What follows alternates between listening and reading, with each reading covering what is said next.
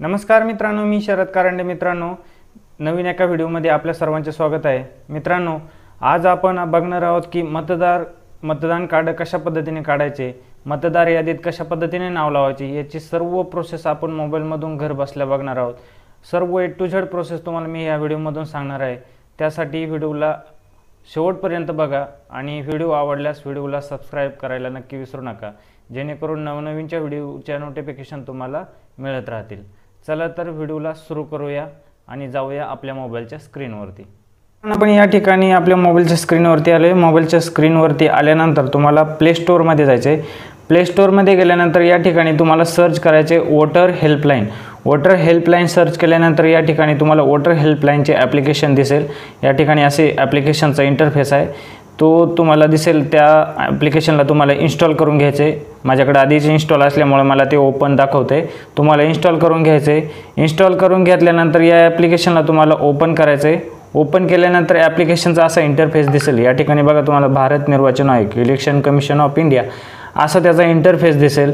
या ॲप्लिकेशनच्या डाव्या कोपऱ्यामध्ये 3 लाईन दिसतात तुम्हाला. या ठिकाणी 3 लाईनच्या वरती क्लिक करायचे आणि या ठिकाणी बघा, तुम्हाला लॉग इन हे ऑप्शन दिसते. लॉग इन या ऑप्शनवरती तुम्हाला क्लिक करायचे आहे. या ठिकाणी आपण नवीन असल्यामुळे आपला पासवर्ड आणि ID नसल्यामुळे या ठिकाणी तुम्हाला दिसते न्यू यूजरवरती तुम्हाला क्लिक करायचे. न्यू यूजरवरती तुम्ही क्लिक केल्यानंतर या ठिकाणी तुम्हाला तुमचा मोबाईल नंबर विचारला आहे. तो मोबाईल नंबर या ठिकाणी तुम्हाला टाकायचा आहे आणि सेंड OTP वरती क्लिक करायचे आहे. बघा मित्रांनो, या ठिकाणी आल्यानंतर तुम्हाला तुमचा मोबाईल नंबरवरती तुम्ही टाकलेला तुम्हाला दिसेल. त्यानंतर बघा, तुम्हाला फर्स्ट नेम विचारले. फर्स्ट नेममध्ये तुम्हाला तुमचं नाव टाकायचे. त्यानंतर खाली विचारले लास्ट नेममध्ये तुम्हाला तुमचं आडनाव टाकायचं आहे आणि खाली पासवर्ड विचारला आहे. या ठिकाणी तुम्हाला एक पासवर्ड तयार करायचा आहे, जो की तुम्हाला कायमस्वरूपी ॲप्लिकेशनला लॉग इन करताना लागणार आहे. तो तुम्ही तुमच्या दुसरीकडे सेव्ह करून ठेवू शकता. त्यानंतर खाली OTP विचारला आहे. तुमच्या मोबाईल नंबरवरती एक OTP पाठवला जाईल. तो OTP तुम्हाला या ठिकाणी टाकायचा आहे आणि सबमिट बटनावरती क्लिक करायचं आहे. जसे की तुम्ही या सर्व डिटेल भरल्यानंतर सबमिट बटनावरती क्लिक केल्यानंतर तुम्हाला एक मेसेज येईल. त्या मेसेजमध्ये तुमचा जो ID असेल, तो ID तुमचा मोबाईल नंबर असेल आणि जो पासवर्ड असेल, तो पासवर्ड तुम्ही तयार केलेला असेल, तो पासवर्ड तुमचा जनरेट झालेला असेल. त्या तुमचा जो मोबाईल नंबर असेल त्याने आणि तुम्ही जो पासवर्ड तयार केला आहे त्याने आपल्याला आता लॉग इन करून घ्यायचं आहे. या होम पेजवरती आल्यानंतर बघा, बॅक आल्यानंतर या ठिकाणी तुम्हाला तुमचा मोबाईल नंबर आणि पासवर्ड विचारला आहे. तो मोबाईल नंबर तुम्हाला या ठिकाणी तुमचा टाकायचा आहे आणि तुम्ही जो पासवर्ड तयार केला होता तो पासवर्ड तुम्हाला या बॉक्समध्ये टाकायचा आहे आणि त्यानंतर तुम्हाला सेंड OTP वरती क्लिक करायचं आहे.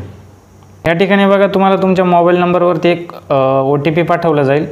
OTP या ठिकाणी OTP बॉक्समध्ये टाकल्यानंतर लॉग इन नाव बटनावरती तुम्हाला क्लिक करायचं आहे. लॉग इन नाव बटनावरती क्लिक केल्यानंतर या ठिकाणी तुम्हाला असा इंटरफेस ओपन होईल. तुमचं लॉग इन झालेलं असेल. या डाव्या कोपऱ्यामध्ये 3 लाईनवरती तुम्ही जर चेक केलं तर तुमचं या ठिकाणी नाव शो होईल, तुमचं लॉग इन झालेलं असेल. या ठिकाणी पुन्हा बॅक आल्यानंतर या ठिकाणी बघा, तुम्हाला वोटर रजिस्ट्रेशन 1 नंबरला जे ऑप्शन दिसते त्या ऑप्शनवरती तुम्हाला क्लिक करायचे. त्या ऑप्शनवरती तुम्ही क्लिक केल्यानंतर या ठिकाणी बघा, खाली पिवळ्या कलरमध्ये दिलेलं आहे form number 6 new voter registration. आपल्याला नवीन वोटर ID कार्ड काढायचं आहे. त्यासाठी आपल्याला फॉर्म नंबर हा 6 भरावा लागतो. फॉर्म नंबर 6 वरती तुम्हाला क्लिक करायचं आहे. फॉर्म नंबर 6 वरती क्लिक केल्यानंतर या ठिकाणी तुमचं होम पेज ओपन होईल आणि तुमचं नाव या ठिकाणी दाखवलं जाईल. खाली स्क्रोल केल्यानंतर या ठिकाणी तुम्हाला लेट स्टार्ट या बटनावरती क्लिक करायचं आहे. त्यानंतर पुढे आल्यानंतर या ठिकाणी बघा, तुम्हाला थोडं स्क्रोल करायचं आहे. स्क्रोल केल्यानंतर या ठिकाणी बघा, तुम्हाला yes I am applying for the first time या बटनाला सिलेक्ट करून नेक्स्ट बटनावरती क्लिक करायचं आहे. या ठिकाणी बघा, तुम्हाला पुढे आल्यानंतर या ठिकाणी तुम्हाला तुमचं स्टेट विचारले. तुमचं राज्य कोणतं आहे ते या ठिकाणी तुम्हाला ते टाकायचं आहे, ते निवडायचं आहे तुम्हाला. या ठिकाणी जसे की आपण महाराष्ट्रातून बिलॉंग करतो तर महाराष्ट्र या ठिकाणी टाकलेलं आहे. तुमचा जिल्हा कोणता आहे, त्या राज्यामधला तो जिल्हा तुम्हाला या ठिकाणी टाकायचा आहे. त्यानंतर विचारले तुमचं असेंब्ली कोणती, तुमचा तालुका कोणता आहे, तो तालुका तुम्हाला या ठिकाणी टाकायचा आहे.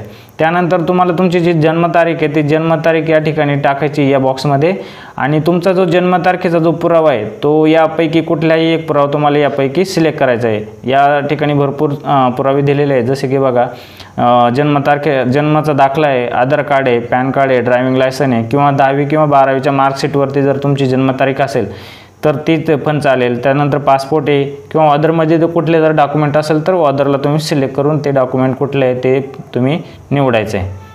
त्यानंतर तुम्हाला हे प्रूफ अपलोड केल्यानंतर या ठिकाणी बघा, तुम्हाला या ठिकाणी तुम्ही डॉक्युमेंट सिलेक्ट करून या ठिकाणी तुम्हाला तुमचं डॉक्युमेंट अपलोड करायचं आहे आणि नेक्स्ट बटनावरती क्लिक करायचं आहे. बघा मित्रांनो, या ठिकाणी पुढं आल्यानंतर या ठिकाणी तुम्हाला तुमचं पिक्चर अपलोड करायचं आहे. पिक्चर पासपोर्ट फोटो तुमचा जो असेल तो पासपोर्ट फोटो तुम्हाला अपलोड पिक्चरवरती क्लिक करून या ठिकाणी गॅलरीमध्ये जाऊन तुम्हाला तुमचा पासपोर्ट फोटो अपलोड करायचा आहे. त्यानंतर या ठिकाणी तुम्हाला विचारले सिलेक्ट जेंडर. जेंडर काय आहे तुमचं, मेल आहे की फिमेल आहे, तुम्हाला या ठिकाणी ते निवडायचं आहे. खाली बघा तुमचं नाव विचारलं आहे. या ठिकाणी तुम्हाला तुमचं नाव टाकायचं आहे आणि नावाच्या पुढे वडिलांचं नाव टाकायचं आहे. फक्त या ठिकाणी तुमचं नाव आणि वडिलांचं नाव टाकायचं आहे. आडनाव तुम्हाला या बॉक्समध्ये टाकायचं नाही.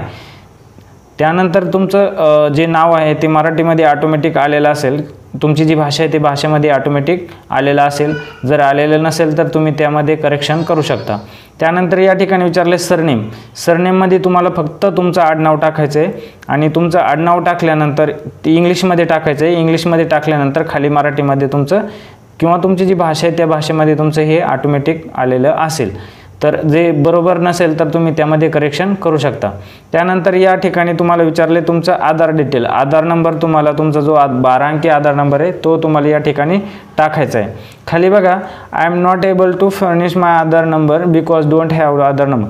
म्हणजे तुमच्याकडे जर आधार नंबर नसेल तर तुम्हाला ह्या चेक बटनावरती क्लिक करायचं आहे. पण तुमच्याकडे जर आधार नंबर असेल तर या बटनावरती तुम्हाला क्लिक करायचं नाही आहे. तर या आता आपल्याकडे आधार नंबर आहे तर आपण या बटनावरती क्लिक करायचं नाही. त्यानंतर तुम्हाला खाली तुमचा मोबाईल नंबर जो तुम्ही तुमच्या लॉग इन केला होता तो मोबाईल नंबर या ठिकाणी टाकायचा आहे, जो की तुम्हाला तुमच्या मतदान कार्डाला तुम्हाला नंबर अटॅच करायचा, तो मोबाईल नंबर या ठिकाणी टाकायचा आहे.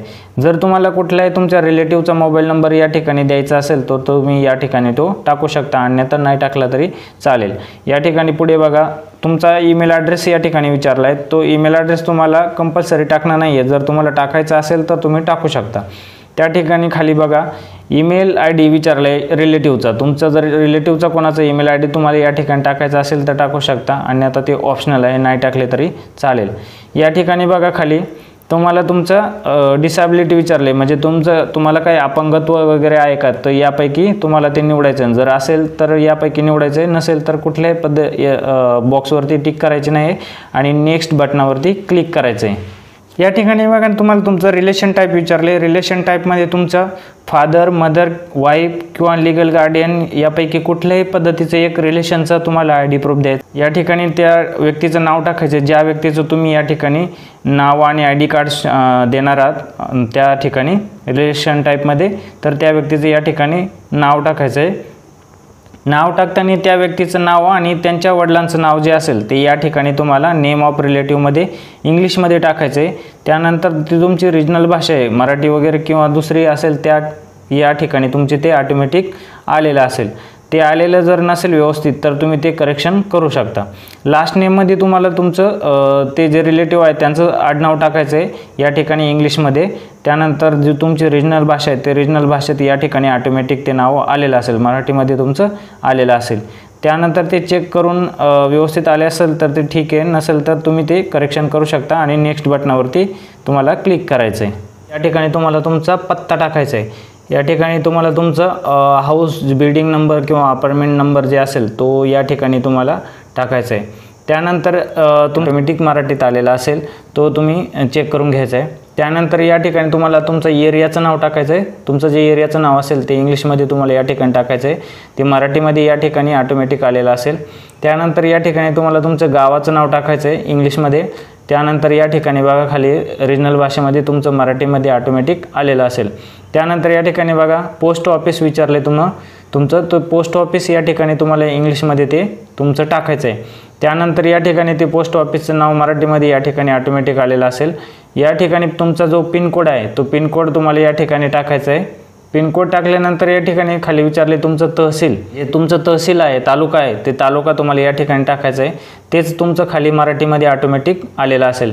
त्यानंतर तुम्ही ज्या ठिकाणी राहताय तो तिथला ॲड्रेस प्रूफ तुम्हाला या ठिकाणी द्यायचा आहे। एक कोणता तरी ॲड्रेस प्रूफ डॉक्युमेंट या ठिकाणी तुम्हाला लिस्टमधून सिलेक्ट करायचं आहे। जसे की यामध्ये भरपूर दिलेले आहेत, वॉटर कनेक्शन बिल आहे, इलेक्ट्रिक बिल आहे, म्हणजे इलेक्ट्रिसिटीचं कनेक्शन बिल आहे, गॅस कनेक्शन बिल आहे, आधार कार्ड आहे किंवा पासबुक असेल, तुमचा पासपोर्ट असेल किंवा रिव्हेन्यू डिपार्टमेंटचं कुठलंही रेकॉर्ड असेल, किसानचं शेतकरी ओळखपत्र वगैरे, त्यानंतर रेंटचं वगैरे, तुम्ही जर रेंटने राहत वगैरे असाल तर त्याचं काही डॉक्युमेंट असेल तर ते सुद्धा चालेल।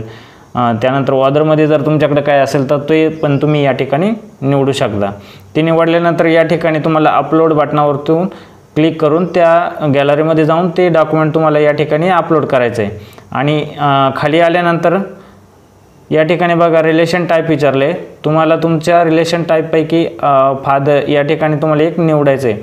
फादर असेल किंवा वडील असेल किंवा आई असेल मदर किंवा वाईफ असेल तुमची बायको किंवा तुमचं अजून लीगल गार्डियन कोणते असेल ते या ठिकाणी तुम्हाला ते निवडायचे। आणि जे तुम्ही या ठिकाणी निवडाल त्या व्यक्तीचं नाव या ठिकाणी तुम्हाला टाकायचं आहे। जो फॅमिली मेंबरचं तुम्ही या ठिकाणी वरती निवडाल त्याला या ठिकाणी तुम्हाला त्यांचं नाव टाकायचं आहे। आणि त्यांचा मतदान ID जो नंबर असेल, मतदान ओळखपत्राचा जो नंबर असेल तो या इपिक या कॉलम बॉक्समध्ये तुम्हाला टाकायचा आहे आणि नेक्स्ट बटनावरती क्लिक करायचं आहे। बघा या ठिकाणी डिक्लेरेशनवरती शेवटच्या फॉर्मवरती तुम्ही आलेला असेल, या ठिकाणी तुम्हाला डिक्लेरेशन असं शो होईल। या ठिकाणी तुम्ही खाली आल्यानंतर या ठिकाणी तुम्हाला तुमचं स्टेट निवडायचं आहे। जसे की आपलं महाराष्ट्र आहे, आपण महाराष्ट्र निवडतोय।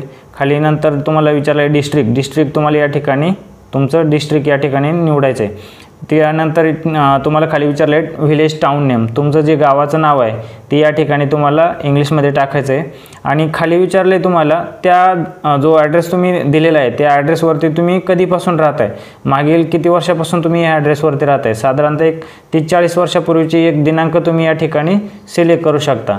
ती सिलेक्ट केल्यानंतर या ठिकाणी तुम्हाला खाली जो चेकबॉक्स दिला आहे त्यावरती क्लिक करायचं नाही आहे। त्यानंतर खाली आल्यानंतर या ठिकाणी तुम्हाला ॲप्लिकंटचं नाव दिसेल, त्या ॲप्लिकंटचं नाव या ठिकाणी तुम्हाला नसेल तर या ठिकाणी तुम्हाला ॲप्लिकंटचं पूर्ण नाव टाकायचं आहे आणि खाली प्लेस टाकायचं आहे। जे तुमचं गावाचं नाव असेल ते या ठिकाणी तुम्हाला टाकायचं आहे आणि टाकल्यानंतर तुम्हाला डन बटनावरती क्लिक करायचं आहे।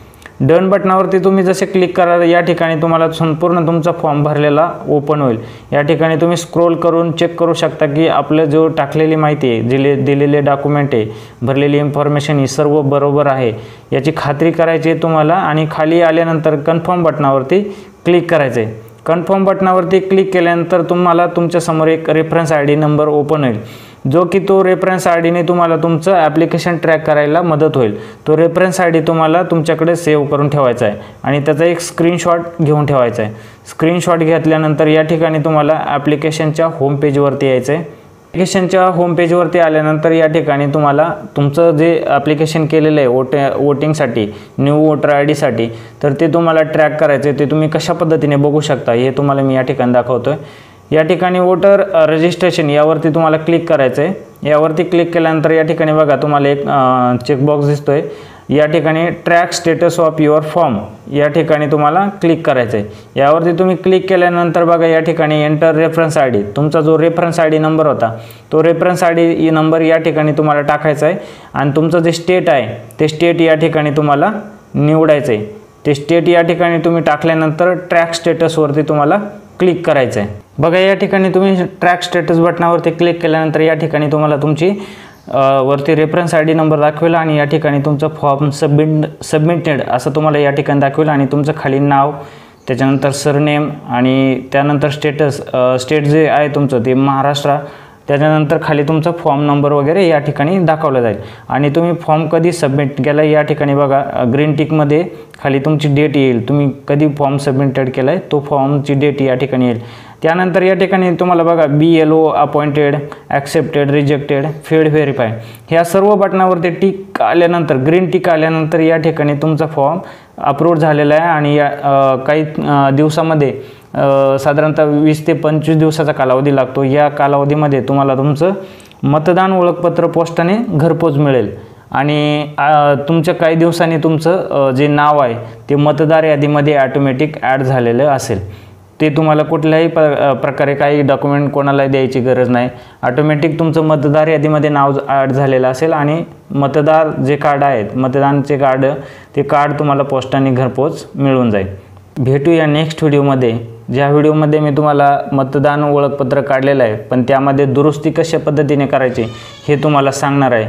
तर व्हिडिओ आवडल्यास व्हिडिओला सबस्क्राईब करा आणि लाईक करा, शेअर करा. धन्यवाद मित्रांनो. जय हिंद, जय महाराष्ट्र.